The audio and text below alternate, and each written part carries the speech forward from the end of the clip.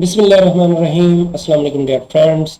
Hope you will be fine with good health. Now in this video of pharmacology and therapeutics, I will discuss about Parkinson disease and its drugs. This is part 3. This is very important part because we are discussing about drugs, classification of the drugs available in the market. So I am Dr. Abdul Malik, PhD Pharmacology, Assistant Professor, College of Pharmacy, University of Sargodha. Please subscribe my channel for more videos and watch this video up to the end that you can easily understand this video.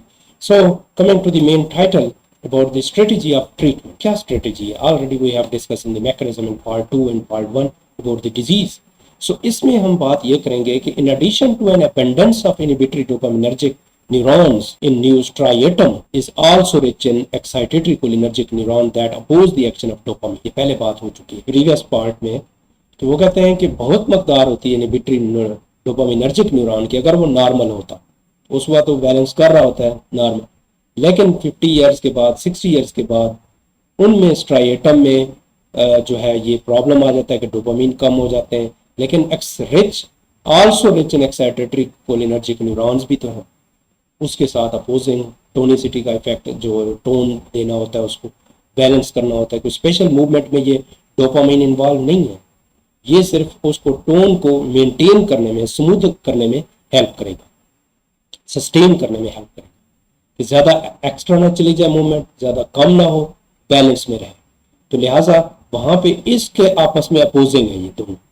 अगर हम ये कोशिश करें कि dopamine को चलो हम यहाँ पे कम हो गया, हम बाहर से डोपामीन दे दें उसको डायरेक्टली, डोपामीन एगोनिस्ट दे दें, डोपामीन रिप्लेसमेंट थेरेपी दे दें, डोपामीन जो मौजूद है उसको मैकेनिज्म को तोड़ के जो उसको ब्रेक डाउन कर रहे हैं उसको इनहिबिट कर दें, उसकी अब्जॉर्प्शन को ज़्यादा बढ़ा दें, तो इससे काफ़ी फायदा हो सकता है हमें। एक रास्ता तो ये है डोपामिनर्जिक।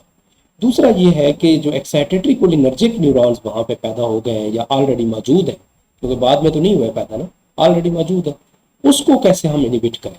उसके लिए एंटीकोलिनर्जिक ड्रग्स हैं, एंटी मस्करिनिक ड्रग्स हैं, M4 रिसेप्टर पे ड्रग्स जो है, जो हमने यहाँ पे डिस्कवरी देखी है पार्किंसन डिजीज़ की, वो ज़्यादा M4 को ब्लॉक करते हैं, जो कि ब्रेन के अंदर CNS में जो ये रिसेप्टर पाए जाते हैं, तो उसको अगर इनहिबिट करें तो कुछ इसका बर्डन कम होगा, डोपामीन का बर्डन कम होगा।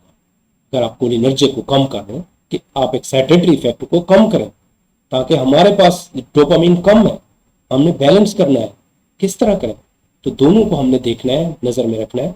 ये सिम्टोमेटिक ट्रीटमेंट, कोई इसकी डिजीज मॉडिफाइंग डिजीज नहीं है, ड्रग अवेलेबल नहीं है हमारे पास कि उसको मॉडिफाई कर दे, सही कर दे, ठीक कर दे, वो अवेलेबल नहीं है।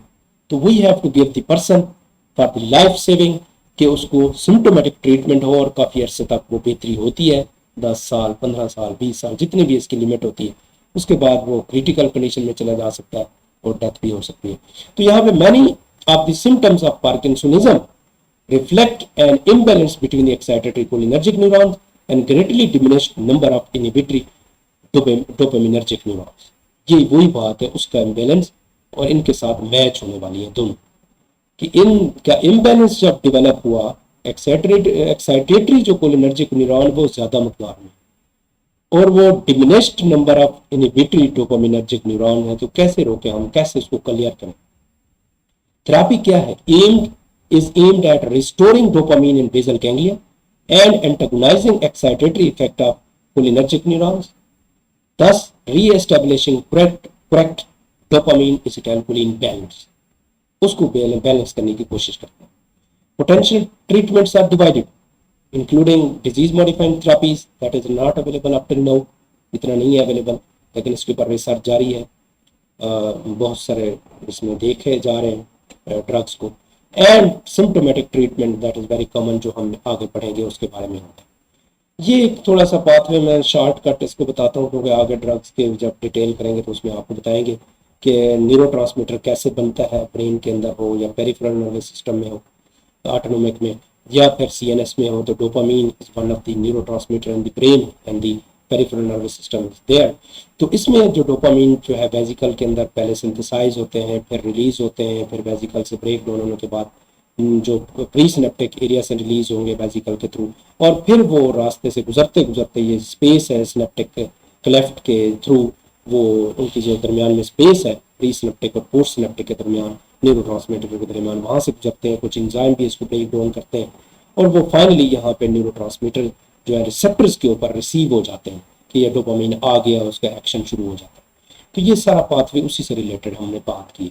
आप मजीद इसको देख सकते हैं आपके सामने कि कौन कौन से जो है COMT इनिबिटर्स हैं, levodopa replaces dopamine, dopamine agonist है, मिमिक डोपामिन डायरेक्ट यहाँ पे इफेक्ट करेंगे। तो ये डोपामिन प्रोड्यूसिंग न्यूरॉन्स है जो कि आपको दिखाया गया। अब यहाँ पे ड्रग्स फॉर पार्किंसन डिजीज की बात करते हैं मुख्तसर, जिसमें ड्रग्स अफेक्टिंग डोपामिनर्जिक सिस्टम है। ड्रग अवेलेबल जो उनकी है कौन कौन सी अवेलेबल है।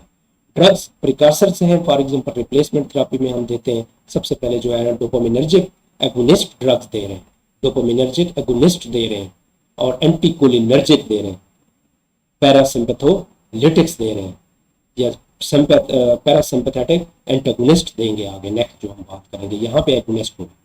ड्रग प्रिकॉर्सर्स हैं कि उसी तरह के प्रिकॉर्सर होता है जो इसको सिंथेसाइज करवाता है, बनाता है। लीवोडोपा, एल डोपा भी इसे कहा जाता है।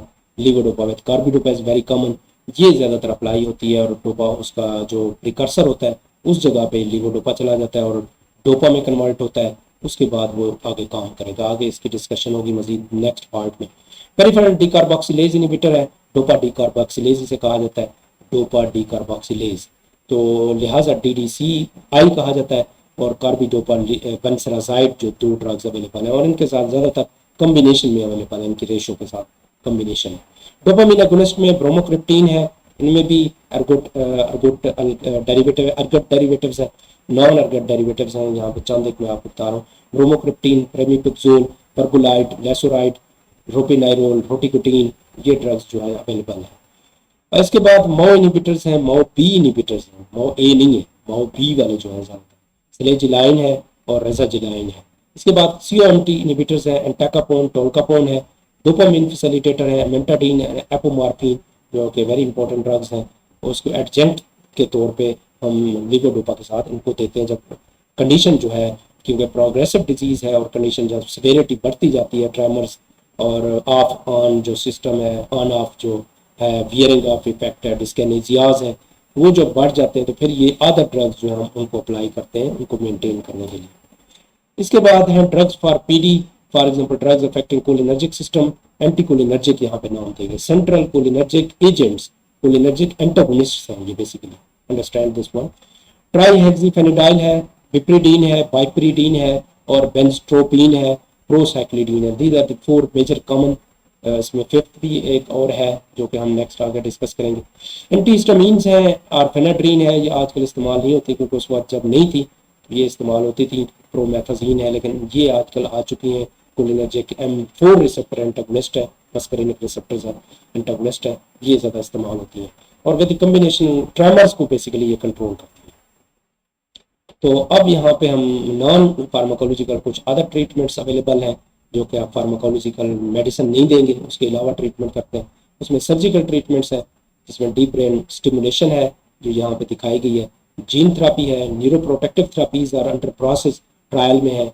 न्यूरल ट्रांसप्लांटेशन है, न्यूरॉन्स की जो ट्रांसप्लांटेशन है वो हो सकती है। स्टेम सेल थेरेपीज है ये अवेलेबल हो सकती है, अभी इस पे ट्रायल हो रहा है।